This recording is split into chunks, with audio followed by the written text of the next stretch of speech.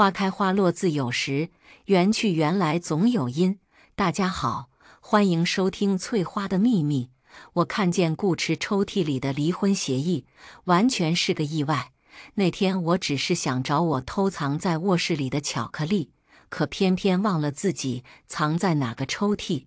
一阵东摸西找，就找到了抽屉里的文件，白纸黑字，大大的离婚协议4个字。我愣住了，还来不及细看，浴室的门就打开了。我猛地合上抽屉，大概是我做贼心虚的表情太明显。顾池拿着浴巾擦头发的手微微一顿，皱眉：“你又偷藏巧克力了？”我迅速回答：“才没有。”可能是我回答得太快了，显得更加心虚。顾池有些无奈：“医生说了，你巧克力过敏。我是甜，最爱吃巧克力，可偏偏我又巧克力过敏。吃多了会全身起小疹子，但我还是会嘴馋，忍不住吃。顾池总会管着我，但也会哄着我，就像现在，他摸了摸我的头，温柔道：“乖，我去给你买你最喜欢的那家蛋糕好不好？”我突然有些想哭，明明都已经和我想离婚的人，为什么还要对我那么好？顾池很快去公司了，顺手带走了抽屉里所有的文件，包括那份离婚协议。他走后，我一个人在房间里发呆，正纠结要不要先下手为强提出离婚，以便显得不那么丢人。不想顾池妈妈突然来了，她一进门，立刻对我茶几上散落的零食皱起眉来：“怎么又吃这些没营养的东西？”她冷冷道：“就是因为成天吃这些，才那么久了都没怀上孩子，真是不争气。”我的眉头顿时也皱了。我和顾池是学生时代在一起的，直到大学毕业，我才知道他家里竟然是不折不扣的豪门。于是稀里糊涂的，我成了豪门少奶奶。豪门的生活其实也没电视剧里演的那么勾心斗角，主要也是顾池将我保护得很好。但顾池家里人看不上我也是真的，特别我这个婆婆，只要顾池不在，就开始暗讽我肚子里没货。以前为了顾池，我睁只眼闭只眼忍了，可现在，呵呵，忍个屁！于是我笑眯眯地开口：“我是不争气，哪里比得上您？一口气生仨孩子。不过既然你那么喜欢孩子，不如自己再生一个，直接凑一桌打麻将，省得您3缺1，一生遗憾呐。”估计是我平时装的还算勉强乖巧，顾池妈妈被我突如其来的嘴炮攻击给震惊了。“你……”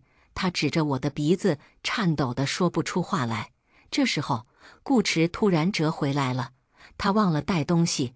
他妈看见他，立刻告起状来：“阿池，你看看你找的好媳妇，竟然敢顶撞我，还说让我再生个孩子。”顾池立刻就明白过来怎么回事了，他复杂地看了我一眼。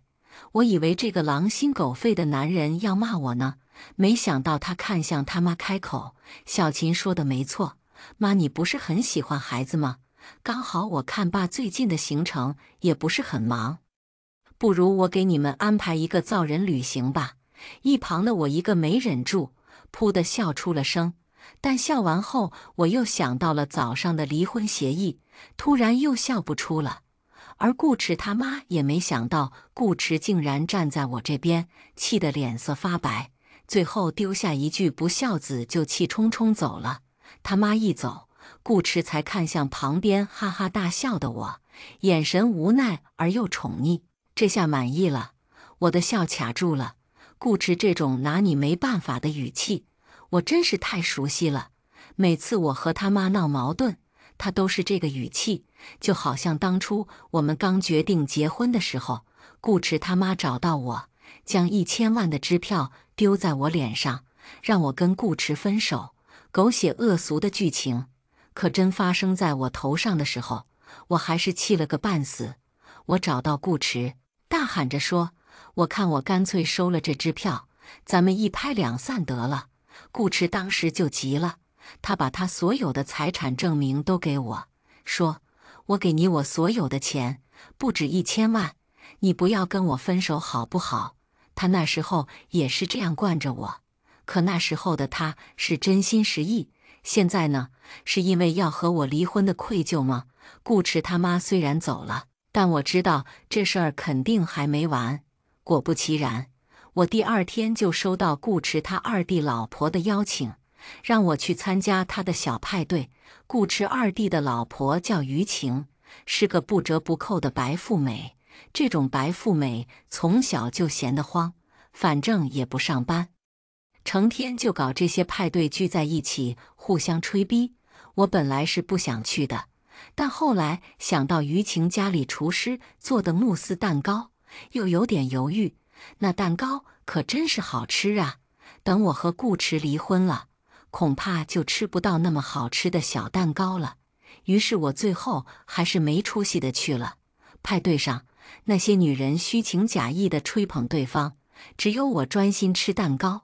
但于晴却不会那么放过我。嫂子，只听见她笑眯眯地开口：“听说你昨天把妈妈给气着了，顾迟他妈果然告状了。”我也懒得否认。于晴立刻露出责备的神色：“嫂子，你怎么能这样呢？妈妈可是长辈，我们得多孝顺点呀。”我看了一眼于晴，我想，我以前真的应该是对他们家人太客气了，不然就我高中能把校霸都给骂哭的段位，怎么会让他们一个个都敢在我头顶蹦迪呢？我微微一笑开口：“是啊，你孝顺。上次跟爸妈讨论你老公遗产分配的时候，才能把爸气得心脏病突发呀。”这话含瓜量太足，四周舆情的塑料姐妹们纷纷捂起嘴来，眼底八卦之火熊熊燃烧。舆情则是气得脸色都白了：“你胡说！”她气急败坏：“苏秦，你果然是小门小户出来的，可真是没教养！”我没忍住翻了个白眼，这么多年了，这舆情翻来覆去就这点招数，说不过我就开始嘲讽我的家世。我对他皮笑肉不笑：“是啊，哪里比得上你们家？你爸最近又发现俩私生子吧？可真牛逼，你家私生子都能凑个足球队了吧？”舆情这下气得疼得拍桌而起，可我也不含糊，直接拿起桌上的茶具砸地上，切，比声音大，我还比不过你了。我这茶具一砸，舆情才吓坏了，往后一退，捂住胸口。我的心，舆情有点心脏病，没医生证明，他自称的那种。以前他每次吵不过我，就会来一个心脏疼，可我这次却不打算给他发挥的空间。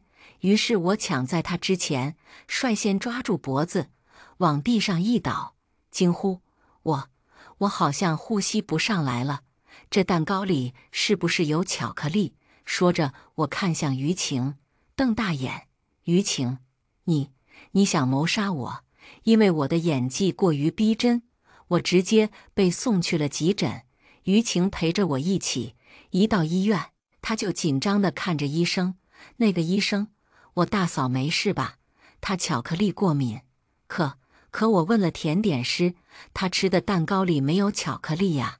看着他这脸色发白的害怕样子，我不由得翻白眼。就这点心理素质，还成天在我面前蹦跶呢。这一边医生也已经给我做完了检查，开口安慰舆情：“别担心，顾夫人没有过敏反应，一切都好。”没过敏。这下换舆情愣住了，他终于反应过来什么，对着病床上的我怒目相视：“苏秦，你耍我！”面对舆情的质问，我却是满脸淡然：“啊，我竟然没过敏。”我摸着自己的喉咙，假装很震惊的样子。那可能是最近空气质量不太好，嗓子眼有点疼吧。嗨，我从容的谎话张口就来，把舆情给彻底气死了。你这个穷光蛋女人，大哥真是瞎了眼才看得上你。他指着我的鼻子骂：“就你这种女人，大哥总有一天会抛弃你。”我原本正专心致志地躺在床上装柔弱呢，突然听见舆情这话，我脸色才难看起来。我猛地站起来，一把抓住于晴那正指着我鼻子的手，冷冷开口：“于晴，你再说一遍。”于晴估计真是被我气死了，都顾不得她平日那套淑女做派，继续大喊：“我说你会被大哥抛弃，会被离婚，会……”于晴这次话都没说完，我直接给了她一巴掌，啪的一声，又脆又响。于晴被扇懵了，紧接着她回过神来，尖叫起来：“苏秦，你竟然敢扇我！你怎么敢？他为什么不敢？”于晴尖叫的话还没说完，我也还没机会狠狠对回去，一道冰冷低沉的嗓音就先从病房门外响起。我和于晴齐刷刷地抬头看去，就看见是顾迟来了。不仅如此，顾迟身后还跟着他二弟，也就是于晴的老公顾恒。于晴脸上最后一丝血色瞬间褪去：“大哥，老公，你们怎么来了？”顾迟却没理他，他只是走到我床边，低头看我：“没事吧？我其实不太想见这个要跟我离婚的臭男人，但到底在于晴面前，我还是得把戏做圈套。”于是我又虚弱地咳嗽两声：“嗨，是不太舒服呢。”顾迟眉头立刻皱起，他依旧不理会于晴，只是冷冷看向身后的顾恒：“你妻子就是这样对我妻子的。”顾恒这下吓得脸色也白了，他赶紧一把抓住身边的于晴，斥责：“你看看你，大嫂就是去你家喝个下午茶，怎么会变成这样？”于晴好无辜啊，我真的什么都没做，是苏秦他在演戏。行了，顾恒赶紧阻止于晴说话，继续紧张地看向顾迟：“大哥，这次的事都是误会，请你，这一次美涵的案子是你在负责吧？”顾恒的话还没说完，就被顾迟轻飘飘地打断，只听见他继续说：“你不用负责了，我会交给小林。”大哥，顾恒的脸色这下是真变了，但顾迟再一次打断他：“这一次只是一个案子，再惹到小秦身上。”顾迟脸色更冷，声音带着压迫：“我拿走的可就是你手里的股份了。”顾恒和于晴这下子都是狠狠打了个哆嗦，特别是于晴，哪里还有刚才的跋扈，整个人屁都不敢放一个。我看的只觉得好笑。于晴天天以白富美自居，但其实他们于家情况复杂得很。他爸私生子一堆，又重男轻女，根本不想把家产给他们这些女儿，所以他其实就是得靠着顾家，而顾家早就是顾迟说了算，不然顾迟当初也不可能顶着爸妈不同意娶我过门。也就是我以前不想烦顾迟，懒得和他一般见识，不然他也真没啥资本在我面前蹦跶。于晴很快被顾恒灰溜溜地牵走了，他俩一走，顾迟才低头看我，神色柔和下来：“出气了？”我没吭声，顾迟似乎以为我还在生于晴的气，语气更无奈：“怎么那么生气？以前你不是都懒得和于晴计较吗？”我突然不知道怎么回答了。其实我也不知道自己为什么那么生气。以前于晴在我面前叭叭叭的，我都当个麻雀在叽叽喳喳。可今天，当他说到顾迟会抛弃我的时候，我竟然莫名其妙的很生气，好像自从看见顾迟离婚协议后，心里一直憋着的一股气一下子爆发了一样。我颓废地低下头，我想，我其实还是舍不得和顾迟离婚的。从医院回家后，我做了个梦，梦见了当初顾迟和我求婚的时候。那时候的我，刚知道他是含着金汤匙出生的大少爷，加上看多了狗血豪门电视剧和虐文，我特没安全感地问他：“你会不会有一天抛弃我呀？”我可是看电视剧里演了，豪门弃妇很惨的。顾迟看着我的眼神无奈：“我不会。”我还是不信，缠着问他：“凡事都有万一嘛，如果你和我离婚了，你会不会让我净身出户？”顾迟当时就被我气笑了：“苏秦，你到底是舍不得我，还是舍不得我的钱？最后他还是被我缠得没办法，无奈开口：我答应你，就算离婚了，我财产都给你，好不好？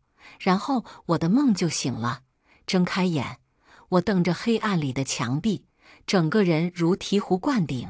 对呀，自从看见这离婚协议，我每天都在这悲春伤秋，却忘了最重要的是财产分配。我还不知道顾池这家伙打算留多少钱给我呢。毕竟要知道，顾池继承的是家业，这种东西不能算婚后财产，所以如果他用点手段，完全可以让我一个子都捞不着。此时夜深人静，我转头才发现身边的床空空如也，厕所门缝里透出光，顾池这是去厕所了。这大好时机，我赶紧一个咕噜从床上起来，准备去顾池的包里找那份离婚协议。我倒是要看看顾池这个渣男还有没有良心。可没想到，我刚起身，就听见厕所里传出来顾池的声音：记住了，离婚后确保他一分财产都分不到。我的脚步猛地顿住，如遭雷劈，脸色煞白。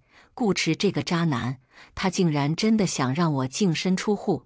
接下来整个晚上我都没睡着，我一次次的忍耐，才忍住了没暴打一顿身边回到床上的顾池。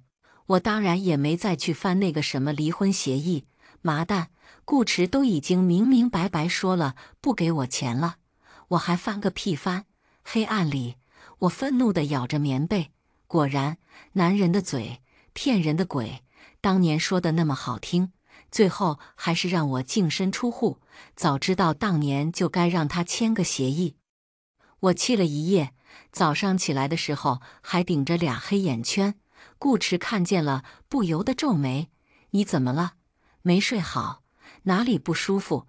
说着，他还想来摸我额头，却被我躲开了。“没什么。”我咬牙切齿，就是昨晚梦见了一条狗，醒来后又听见狗叫，然后就被这条狗气得睡不着了。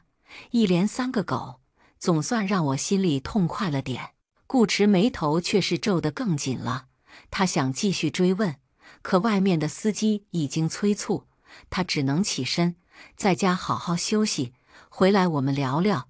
顾池离开后，我气得出去一阵血拼，反正离婚了，我1分钱都分不到，先刷爆你的卡再说。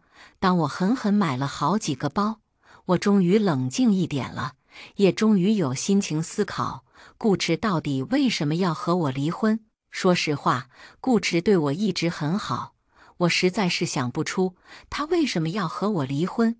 难道说他是在外面有人了？我一边思索着，一边走向爱马仕。不想这时候，一道声音突然从我身后响起：“苏秦。”我转过头，就看见一个波浪长发的大美女站在我面前。我眼睛瞬间亮了，不可置信地大喊：“洛慈欣！”不怪我那么激动，主要是因为眼前的这个大美女，正是我最喜欢的女演员，如今最红的人气小花洛慈欣。我从念书的时候就是她的死忠粉，那时候的她还是刚出道没多久的人气小花，我就给她打榜做数据。后来我有钱了，就开始给她花钱买代言，一步步看着她变成如今的女顶流。说我是她的死忠粉也不为过，只是我这人懒又怕人多，所以不太追线下。所以这还是我第一次这么近距离看见我的爱豆，我能不激动吗？可我还没来得及冲上去要个签名、合影、握手3件套，洛慈欣就已经双手抱胸，对我冷冷开口道：“你是顾总的妻子。”我愣了一下，洛慈欣说的顾总，很显然就是顾池了。我不太明白洛慈欣怎么知道我老公是谁，但我还是诚实的点头。我是。洛慈欣眼底顿时闪过浓烈的敌意。呵，果然是和传闻中一样姿色平平。他冷笑着挑眉：“我今天来就是要告诉你，顾总真正爱的是我。你赶紧退出吧。我懵逼了，我万万没想，我刚才还在想到底是不是有什么小狐狸精勾走了顾池的心，这小狐狸精就立刻找上门了。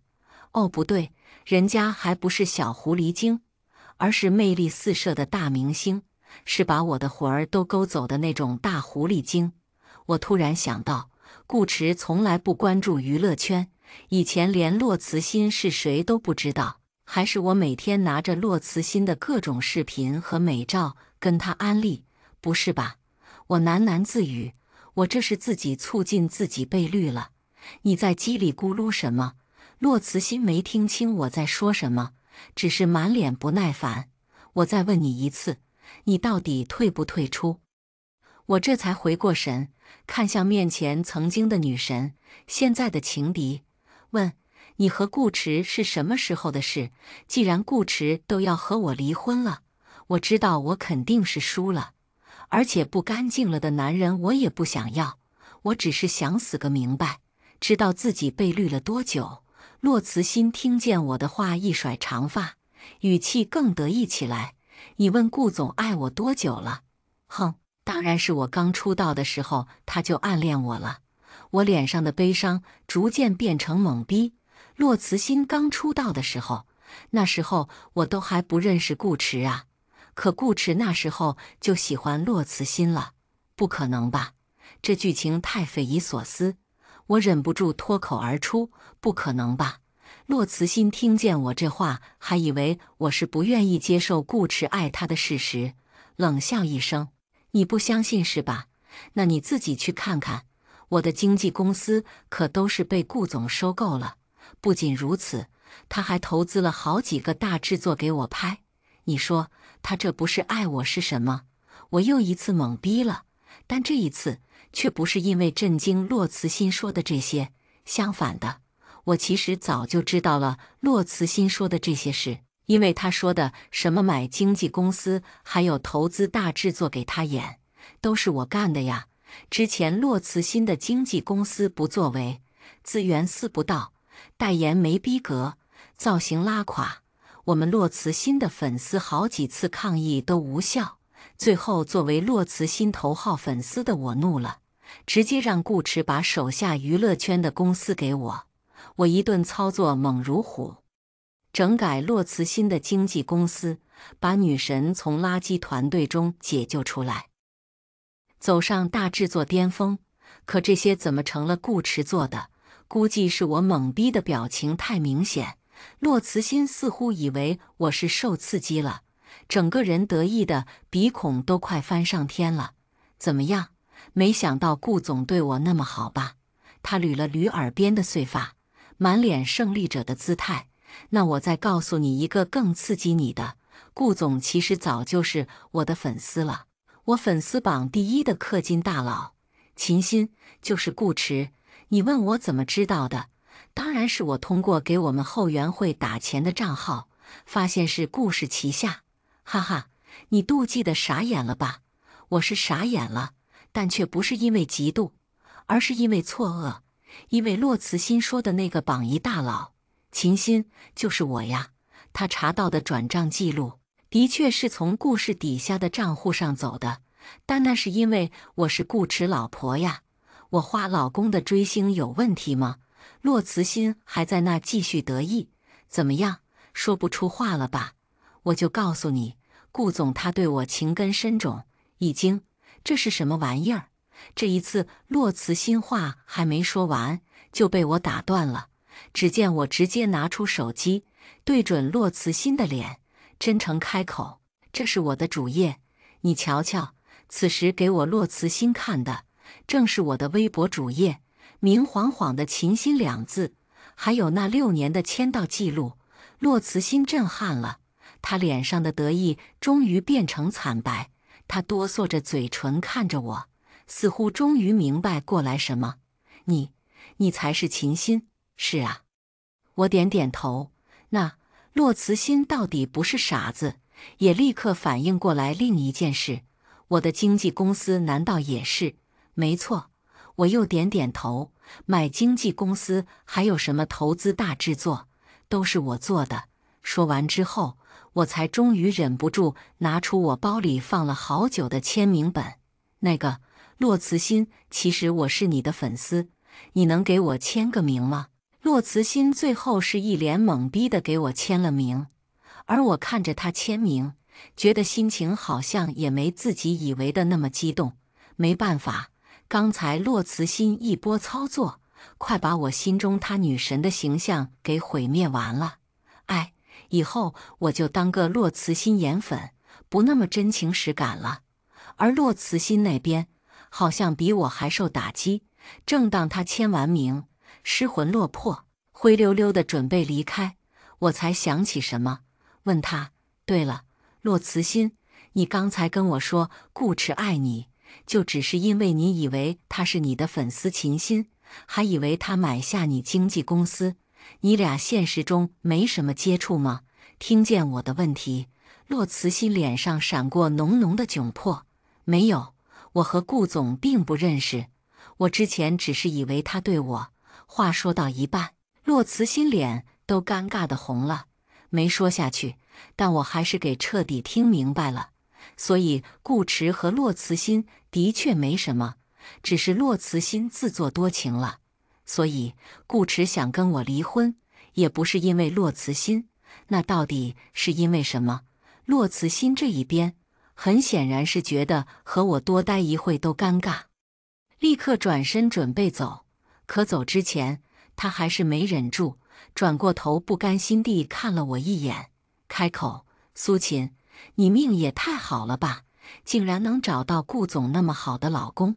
我知道骆慈欣这是看在我是他的大佬粉丝的份上，这才嘴下留情的。他其实想说的是，就你也配得上顾迟。其实这问题，很多人都明里暗里的问过我，连我自己都问过顾迟，为什么选我？我好想配不上你呀。顾迟听了却很无奈，他问我：苏秦，以前不知道我的家世的时候，你有觉得你自己配不上我吗？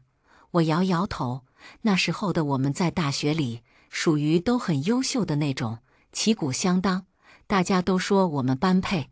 可自从知道了顾迟的身份后，我们就变成了不般配。顾迟握住我的手，低声道：我们比起那时候，不过是我多了一层我顾家继承人的身份，可这个身份不过是我投胎投的好罢了，所以我们又有什么不般配的？顾迟说的是这般真诚，也是因为他给我的底气。这些年，哪怕那么多人说我们不般配，那么多人嘲笑我出身平凡，我也从未真的觉得我配不上他。可现在，我的底气好像没有了。骆慈欣说完这番话就离开了，但我的心却是乱糟糟了，因为我想到了顾迟曾经的好，他曾经那么好，才让现在的我越发不甘心。他到底为什么突然变了呢？不甘心之下，我让司机把我买回来的东西送回家，自己却是前往了顾林家。顾林是顾迟的三妹，她也是我在顾家唯一的朋友。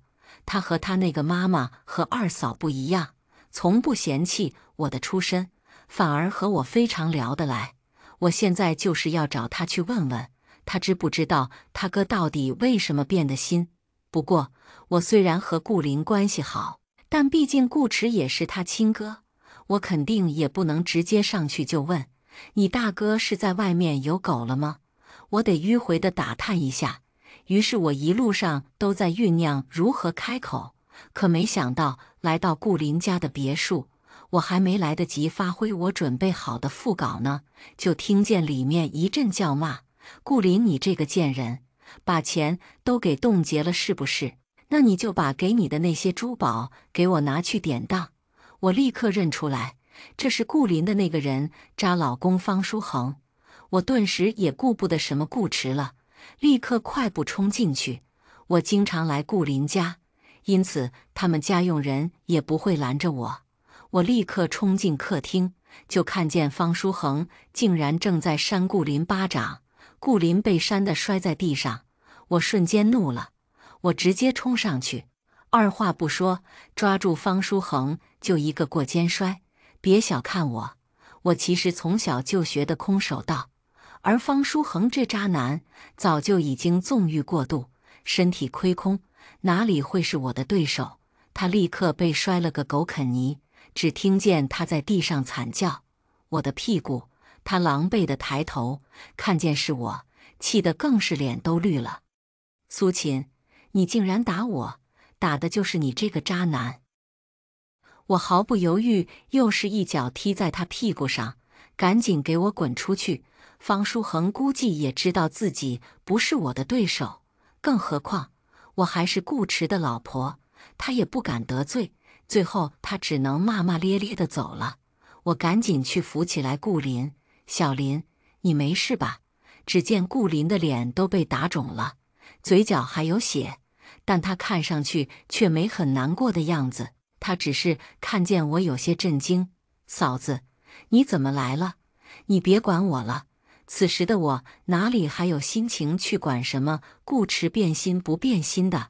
我只是着急地问：倒是你，怎么回事？你保镖呢？怎么就让方书恒那个渣男欺负你？顾林这姑娘从小命好，顾家千金，千宠百爱，自己又是女强人，聪明漂亮，能力好，但估计就是前半生走得太顺，才遇上了方书恒这个渣男。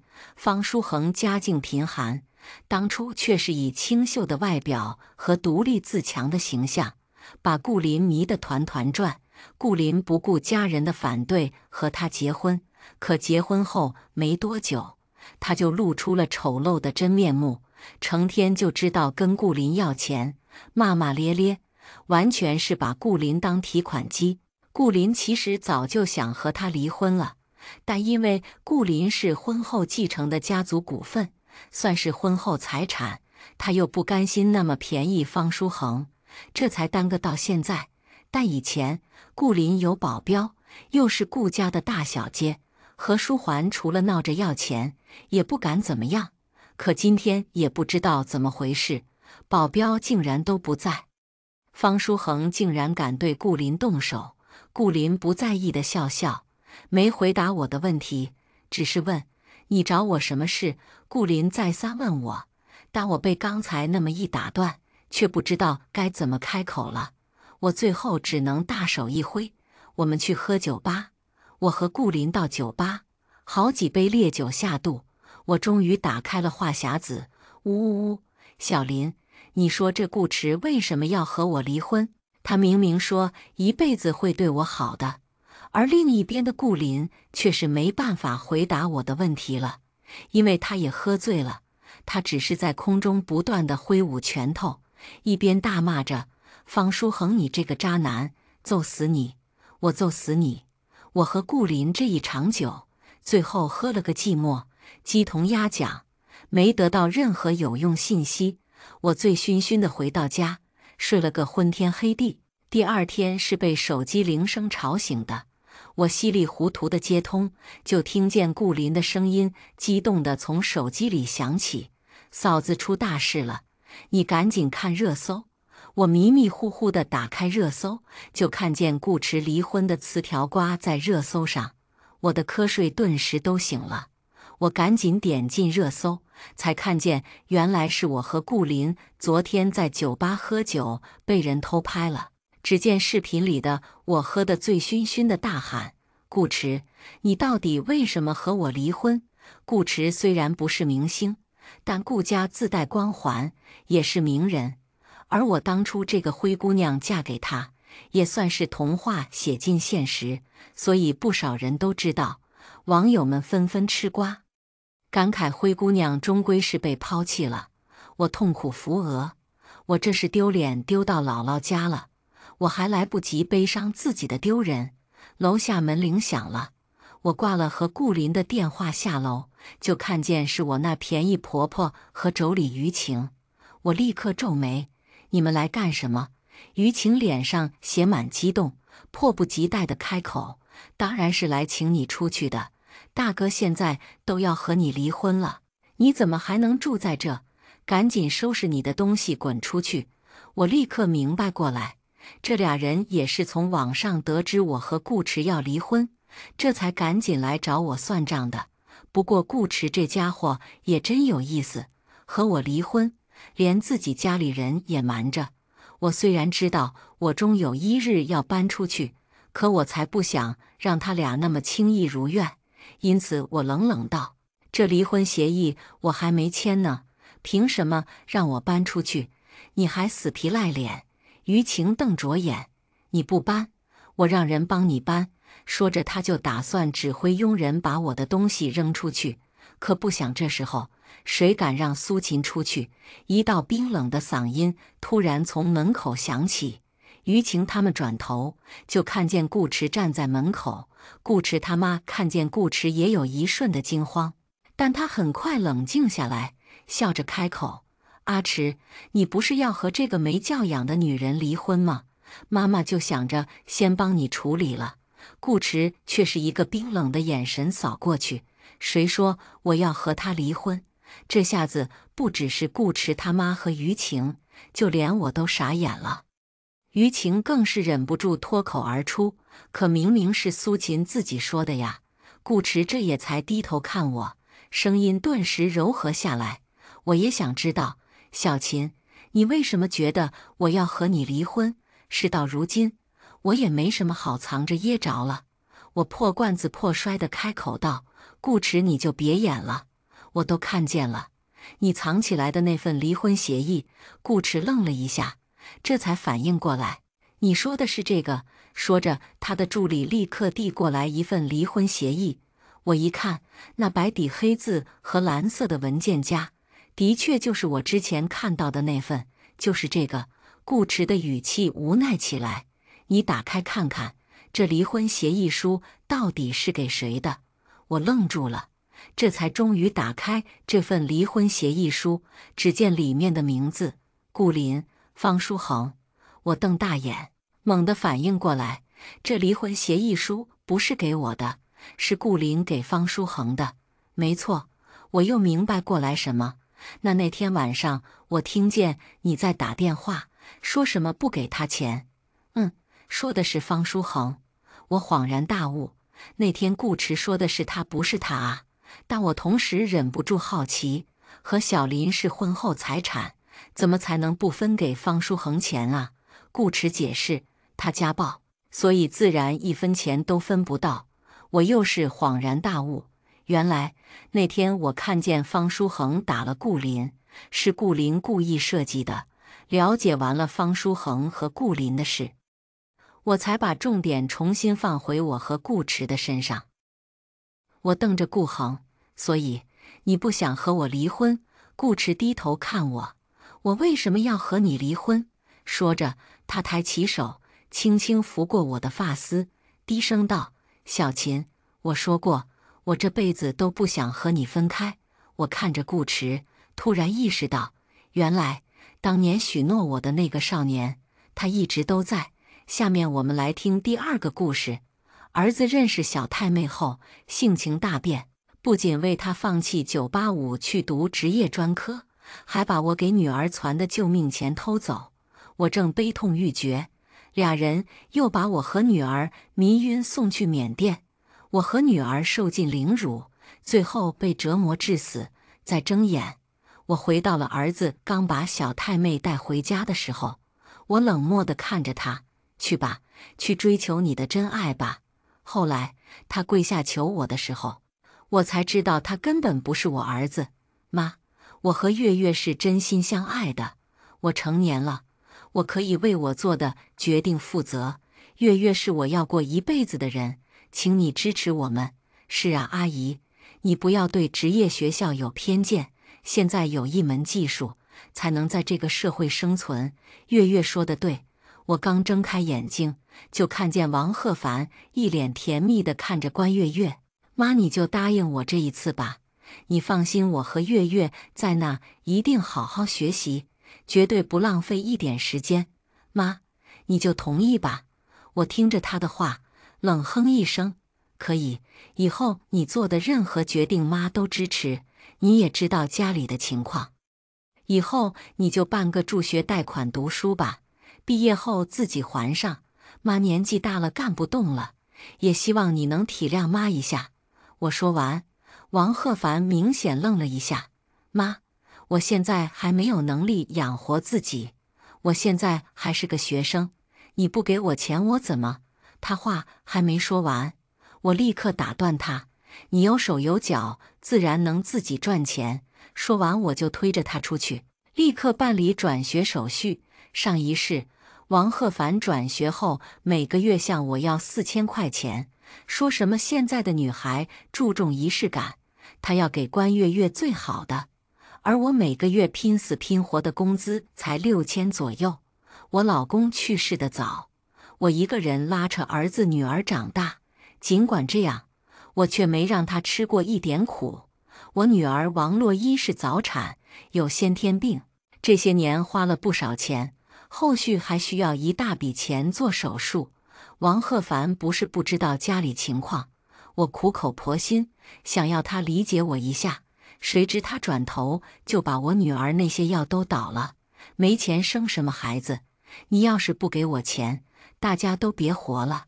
上一世他就是这样威胁我，我没办法，手心手背都是肉，最后只能强迫自己多做些工作来维持生活。最后这一世，我一定要让他自己尝到苦头。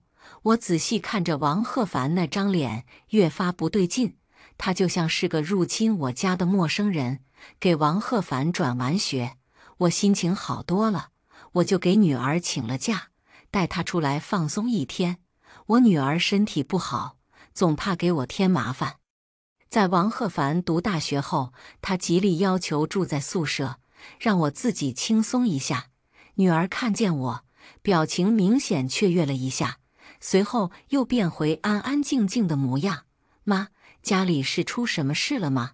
我叹了口气，女儿太懂事了，所以上一世我们才会被欺负，这一世我一定要好好守护女儿。可到了餐厅门口，女儿却开始挣扎，这太贵了，这钱可以留下给哥哥，哥哥马上就要结婚了，需要用钱的地方多。妈，听见女儿这么说，我的脸立刻垮了下来，想也不用想，肯定是关月月和我女儿说了什么。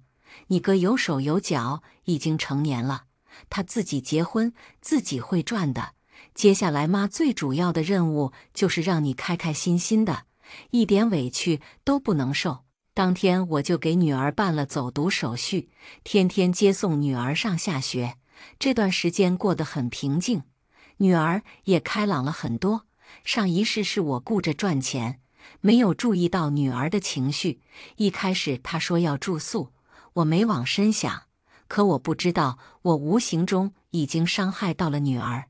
这天，我正要和女儿出去，结果就看见王鹤凡带着关月月刚从电梯出来。关月月环手扶着肚子，我一看这情况，眼前一黑，该来的还是来了。妈，我要来告诉你一个天大的好消息，我保证你听了绝对会哭。王鹤凡拥着关月月走过来，脸上藏不住的兴奋，可我的脸色却一点点冷下来。妈，月月怀孕了，你要抱孙子了，这真是咱们家最好的消息了。王鹤凡表情激动，眉飞色舞。关月月在他怀里娇羞地捶了他一下。我表情复杂地看了他们一眼。上一世在关月月怀孕后，我心疼她，让他们住在家里，可他们倒好，连学也不上了，就在家里养大爷，开始毫无止境地向我要钱。可后来呢？关月月根本就没有怀孕，都是他们向我骗钱的手段。王鹤凡从前不是这样的，他懂事有礼貌，学习又好，是邻居口中别人家的孩子。我一直觉得他本性不坏，现在只是处于叛逆期，以后一定会有所改变。想到这儿，我叹了口气，进来说吧。站在外面吵架，我可丢不起这个人。刚进家门，王鹤凡就迫不及待地开口：“妈，这可是你的第一个孙子，你可得心疼啊！”我冷笑一声：“你们年纪还这么小，怎么确定自己有能力抚养这个孩子？这样吧，你们自己出去单独生活1个月，如果没问题，我会认这个孩子的。妈，要我们出去住也行，你得多给我生活费才行。”王鹤凡说完顿了一下，和关月月对视一眼。月月现在怀孕了，什么都需要最好的，现在的生活费标准达不到，我不想让他们跟着我吃苦。再说了，这个家以后都是我的，现在给我儿子住正合适。王鹤凡说完，眼神犀利地看了一眼我女儿，我心里的火气一下子就冲了上了，气得我浑身发抖。啪！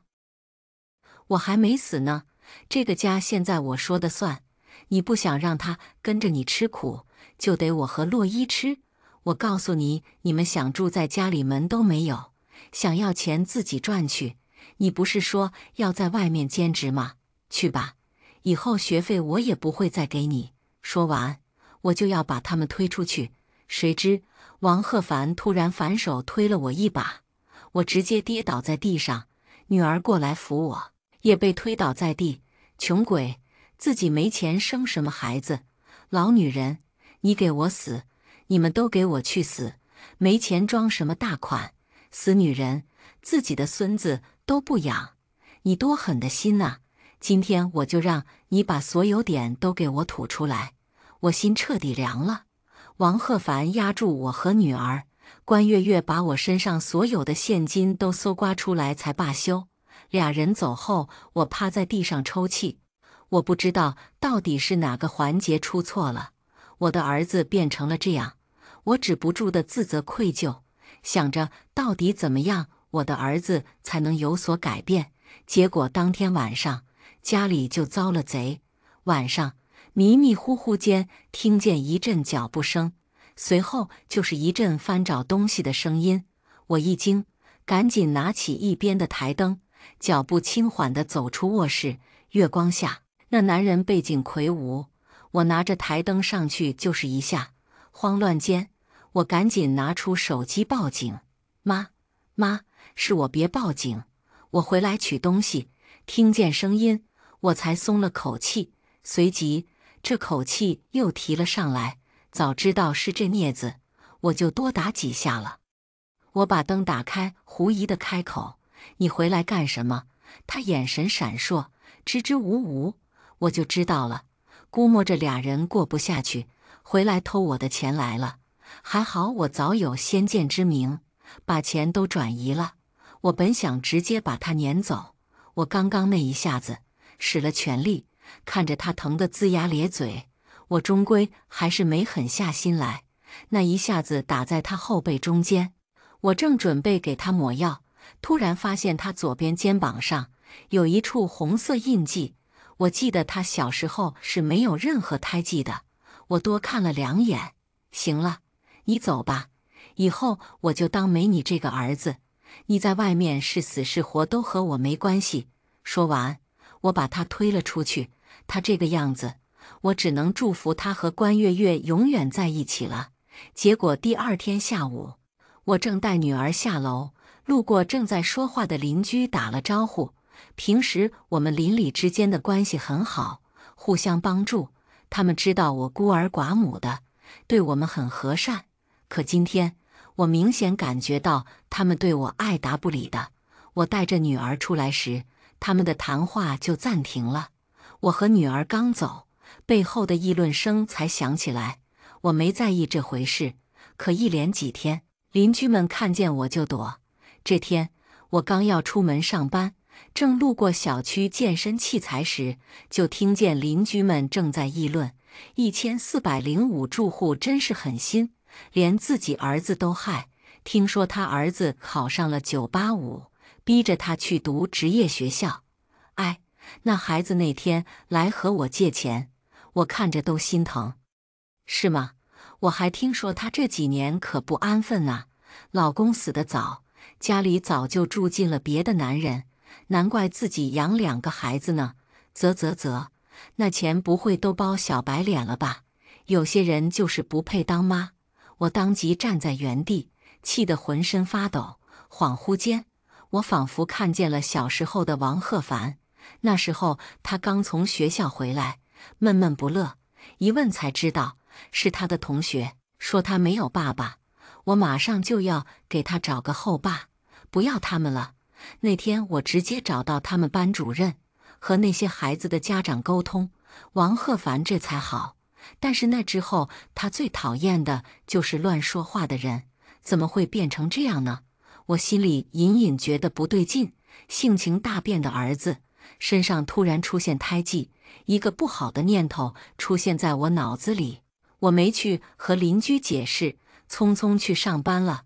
毕竟先入为主，以后自会真相大白。那天之后，王鹤凡没再联系我。我和女儿刚过了几天安生日子，我就发现有点不对劲。女儿一天比一天沉默，每天回家就待在自己的房间里不出来。好几次晚上我都能听见女儿的啜泣声，可我问她怎么回事，她也不说，老师也说不知道怎么回事。我心里慌得很。这天我刚下班就接到医院电话，我赶到医院的时候，整个人都是恍惚的。医生和我说，我女儿是割腕，现在失血严重，需要输血，血库现在血量不足。我听见这话，心里又是一颤。我儿子可以，我现在就叫他过来。我颤抖着双手给王鹤凡打电话，结果电话响了好几声都没接通，害怕恐惧包围着我。我立刻打车去王鹤凡平时去的网吧，把他揪来医院。我告诉你，我是不可能救他的，你就死了这份心吧，就让你最心疼的女儿死在这。刚到医院，王鹤凡似乎是反应过来，立刻开始挣扎。我看着他那张脸，心痛至极。从小就他最疼我女儿，怎么会变成这样？我哭到不能自己。鹤凡，那是你亲妹妹呀，你救救她，就算妈求你了。我就差跪在地上求王鹤凡。他见状，眼神一变，行，想让我救她也可以，给我转2万块钱。我二话没说，直接把钱给他转过去，他这才跟着护士过去验血型。我满怀期待地等着，结果护士跑过来说王鹤凡血型和我女儿的不一样。我当即愣在原地。你别担心，可能是一个遗传爸爸，一个遗传妈妈了。我双手颤抖不已，不可能，以前俩人血型明明是一样的，不可能孩子长大了血型也会变吧？而此时王鹤凡已经出了医院，好在医生很快在别的医院调来血液，我女儿这才被救。我看着她脸色苍白地躺在病床上，心像是被紧紧攥住透不过气来。我擦干眼泪，始终想不明白女儿为什么会自杀。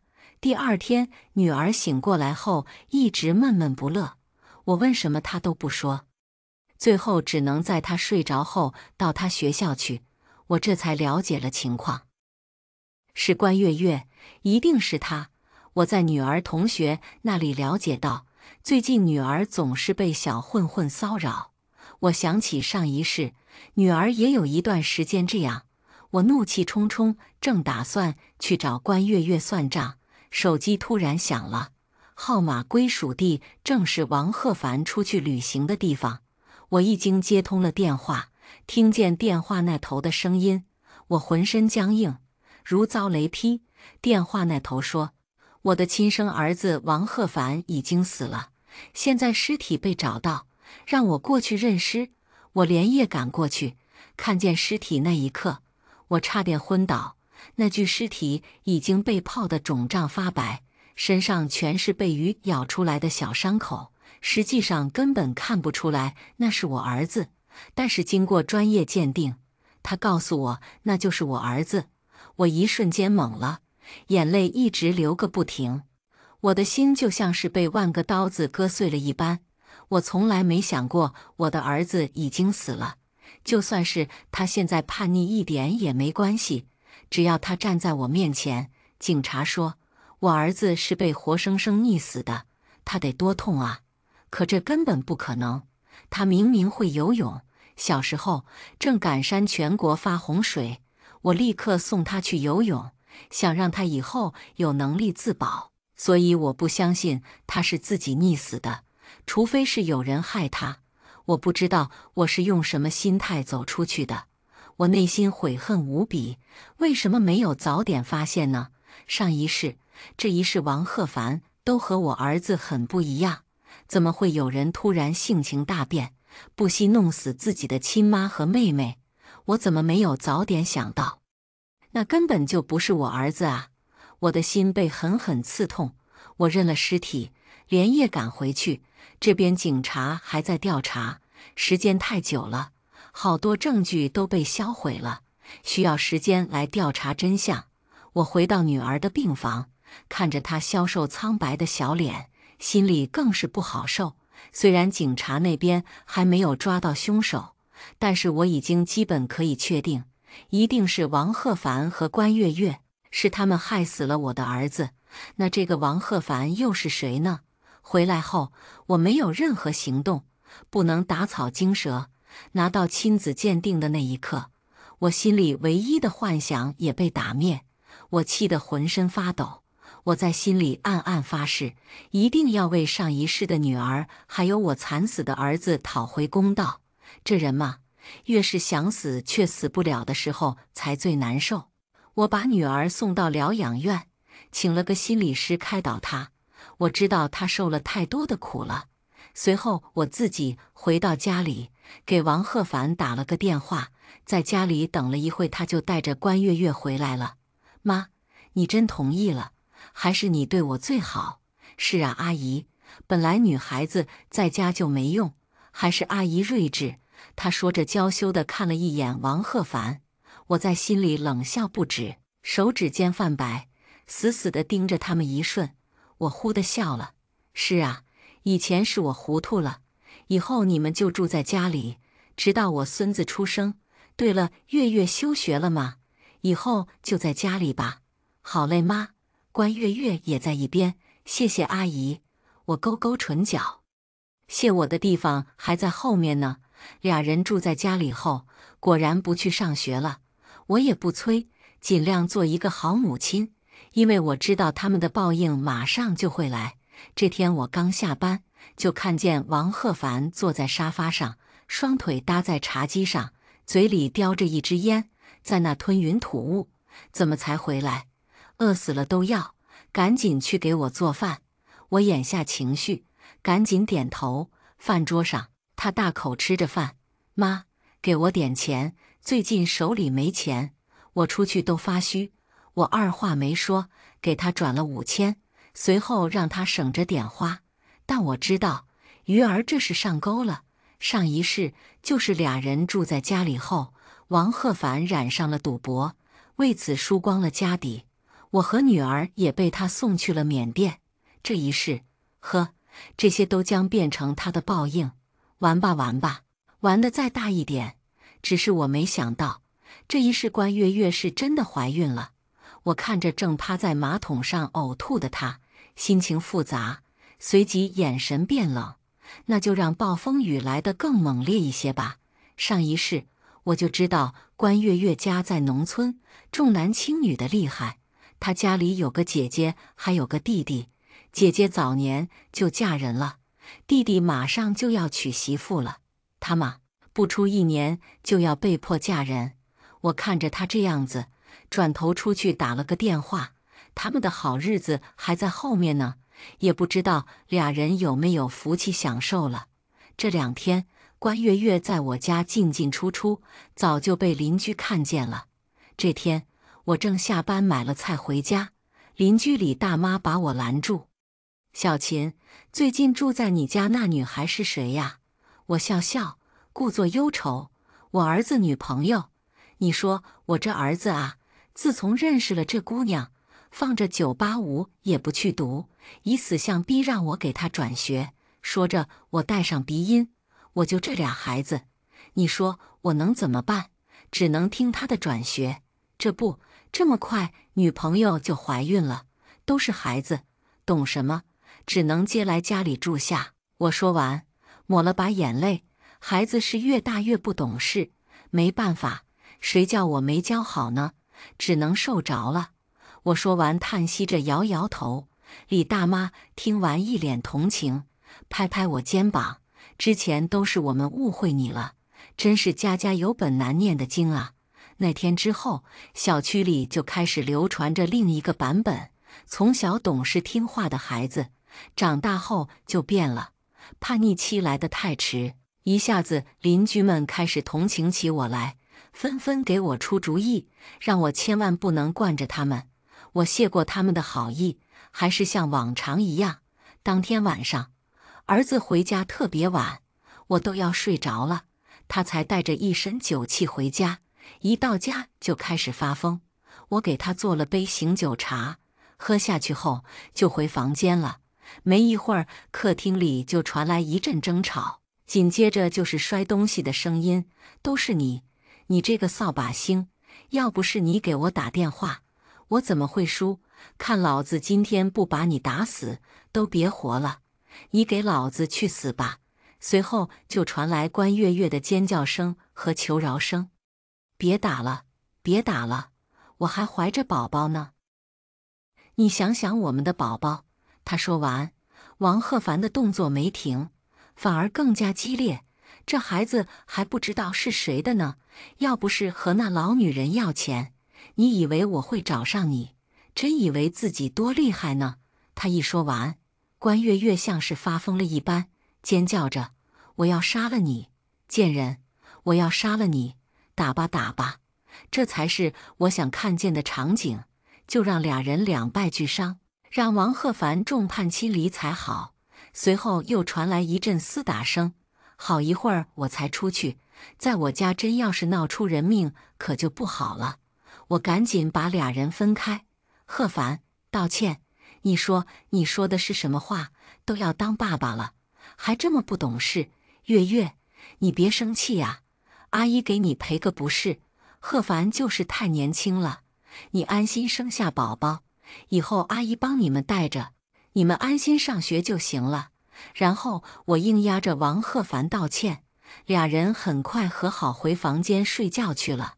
我一边冷笑着，一边把客厅收拾好。等着吧，俩人的好日子也算是到头了。那天之后，俩人又吵了几次架，后来都神奇的和好了。这几天，王鹤凡倒是很老实，按时按点回家。这天刚吃完饭，我正收拾碗，王鹤凡站在我身边，上手给我捶肩膀。我被他吓了一跳。妈，最近上班辛苦了吧？我掩饰住厌恶，转身看向他。没事，妈辛苦一点都是为了你们有个好的生活。是，妈对我最好了。我没再回话，等着他的下文。果然，没过2分钟，他叹了口气：“妈，最近我手气不太好，你看看你那还有没有钱，资助我一点？”我一听这话，心里冷笑一声，我就知道他无事献殷勤，非奸即盗，不是什么好事。我垂着头，沉默了一下。妈，最近公司出了点事，工资现在还没发下来，前面攒的钱都给你了。妈，这现在只有些零钱啊，还是咱们家买菜的钱。我颤颤巍巍从兜里掏出钱来，刚掏出来就被王鹤凡抢走。你怎么这么没用？这么点钱够谁用的？算了，先给我吧。他见我拿不出钱来，脸色立刻变了，抢了我的钱，立刻跑出家门。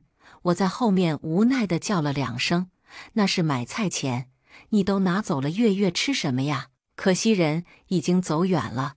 接下来几天，饭桌上的菜明显少了，关月月不乐意了。这天天都吃的什么呀？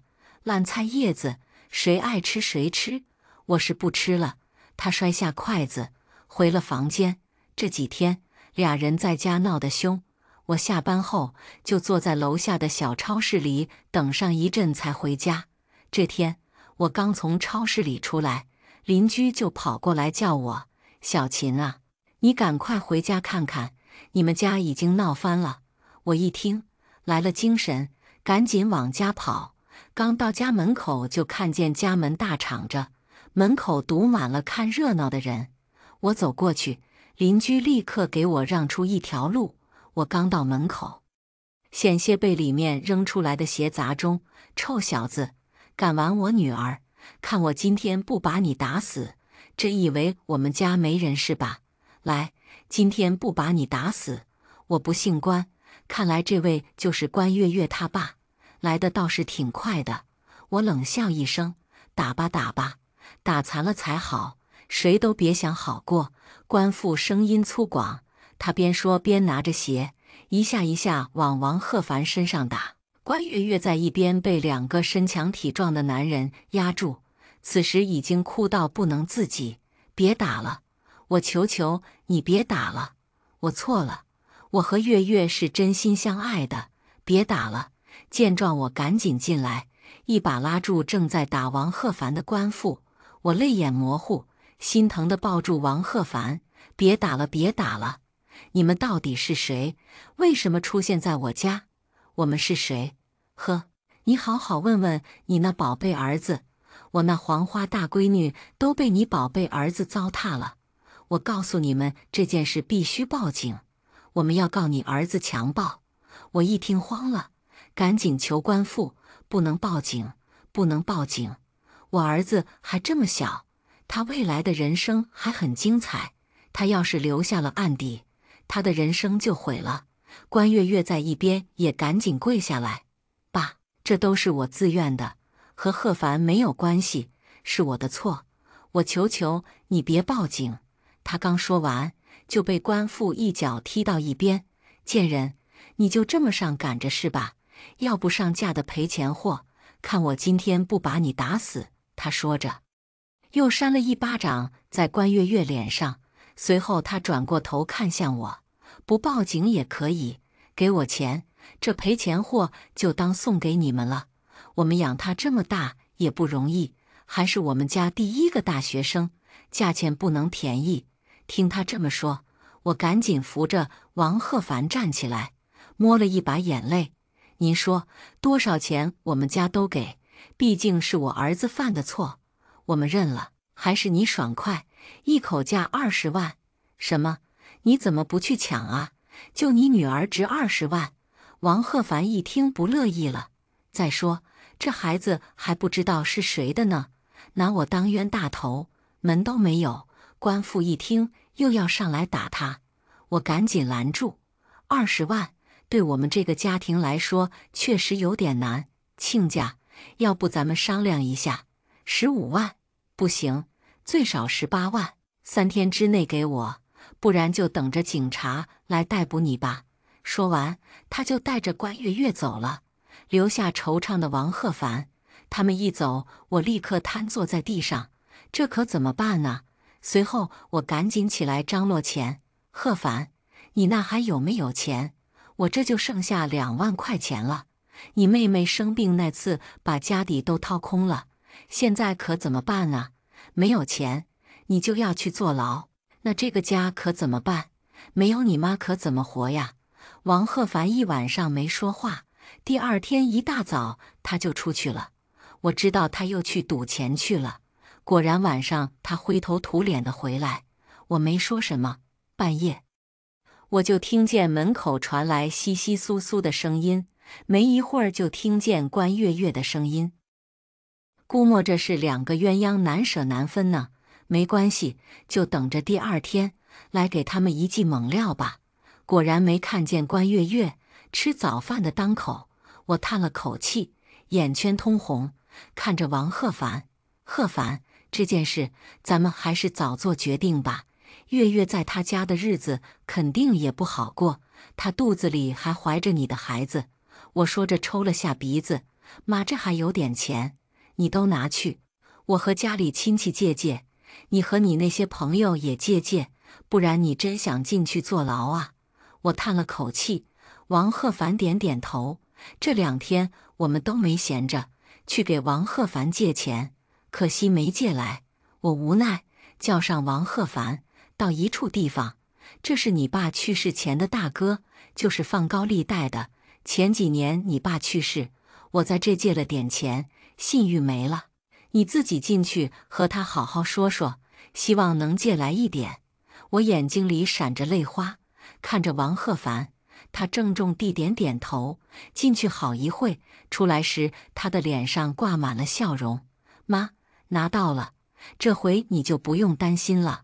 我看着他手里拿着的现金，也笑了。这现金足足有30万，但是这点钱可满足不了他。我们拿着钱立刻找到关月月一家，交了钱，关月月就算是卖到我家了，他爸也没再找事，心满意足地拿着钱走了。那天之后，俩人倒是没吵架，可这份和谐也就维持了2天。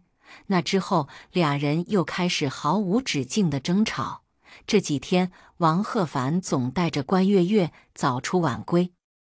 王鹤凡借的那点钱很快就用没了，和我要钱的次数越来越多，我是拿不出来1分钱。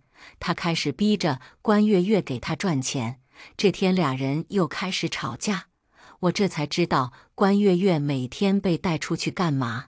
这天我刚下班回来，俩人又开始吵架。我刚进门就看见王鹤凡上去给了关月月一巴掌，水性杨花的贱女人，看我今天不打死你，老子的手气不好，都是你弄的，赶紧给老子死！王鹤凡骑在关月月身上，抓着她的头发，赶紧把孩子给我打掉，给老子赚钱去！关月月跪在地上，嘴角渗出血迹，求着王鹤凡别打了，求求你别打了！我去，我给你赚钱，你说什么就是什么，求你了，别打了！他苦苦哀求。我赶紧把门关上，省得邻居看笑话。我刚进来，关月月像是看见了救星一般，看向我的眼神布满了哀求。阿姨，我求求你救救我，我不要，我肚子里还有你们家的孙子，我不要死！我走上前，看着他发丝凌乱，衣服不整的样子，突然让我想起了上一世，我和女儿被他们送走后，也是这样的状况。我们日日祈求着看守人员，祈求他们能放我们一马，可实际上呢，每求他们一次，我和女儿就会换来一顿暴打。每天他们都会给我们派来一些任务，做不完就要挨打。而关月月和王鹤凡俩人就站在那里数着票子，看着我们挨打。我回想起上一世的遭遇，心里那一点心疼瞬间化为乌有。我看着被折磨得不成样子的关月月，心里一阵爽快。路过俩人时，假意拦了一下王鹤凡，别打死人了。我回房间，听了一会儿关月月的惨叫声，心里瞬间舒畅不少。王鹤凡就拉着关月月去了医院，听说是把孩子打掉了。结果当天下午，关月月就出院回家了。晚上，王鹤凡就把关月月带走了，直到半夜俩人才回来。没钱装什么大款，给老子这么点钱，够谁花的？明天你给我全天出去。花姐说了，你赚钱的时间也就这2年，必须把老子花出去赚回来，听见没有？贱货，你赔了老子多少钱，你知道吗？话落，我就听见客厅传来巴掌声。这2天，家里气压越来越低，王鹤凡不高兴的时候越来越多。好在俩人经常不在家，我也能处理自己的事。这几天，我女儿在疗养院的情况还不错，有专门的心理医生辅导她，她已经开朗很多了，我心情跟着也好了很多。后面几天，关月月倒是安分了一些，王鹤凡说什么她都跟着迎合，就是整个人状态很不好，脸颊凹陷，面色枯黄，整个人就像是被人虐待一般。她也确实被人虐待了，不过这2天，王鹤凡老实了不少，在家里待着也不出去。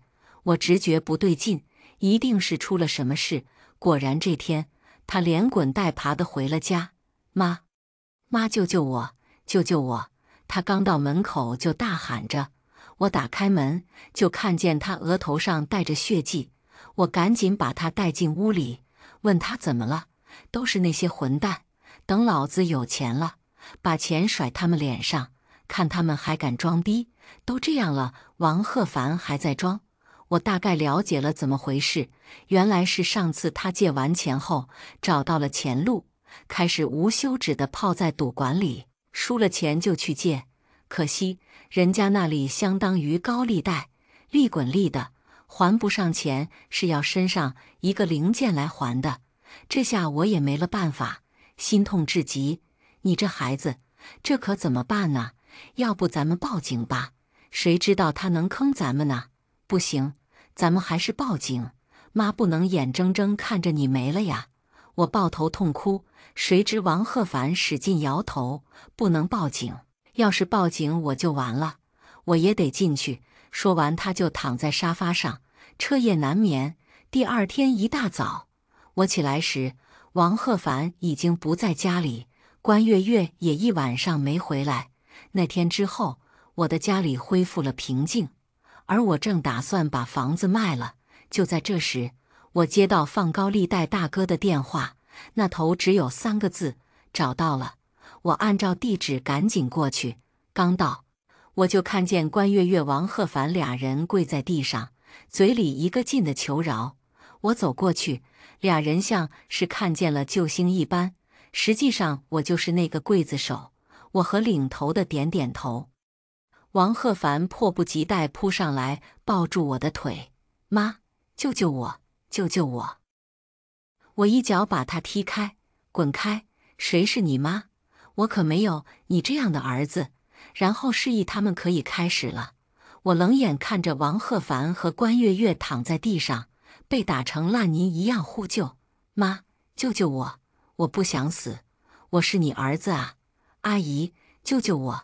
以后我听话，救救我，救救我！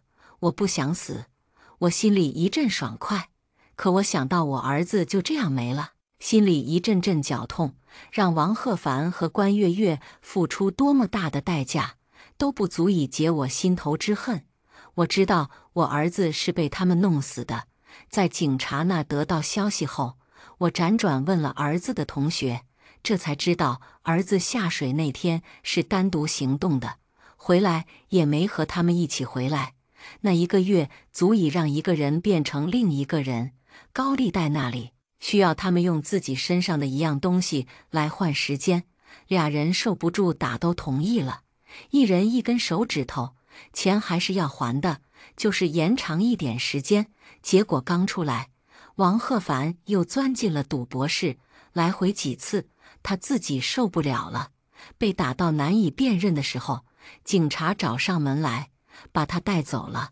是我儿子的案子有了进展，把王鹤凡带走调查去了。王鹤凡在里面不想再出来挨打，自己全招了。原来是他和关月月早有预谋，早就想取代我儿子，最后俩人预谋杀人，被判了无期。我卖了房子，带着我女儿还有儿子的骨灰，搬到新的城市生活。女儿越来越活泼懂事，就是在夜里的时候，我总是能梦见我儿子。他呀一直和我说，让我去过新的生活，别想他了。今天的故事到这里就结束了。过去终将会过去，但故事已然成故事。您的点赞和订阅就是我更新的动力，期待您给出任何建议。我们下个故事不见不散。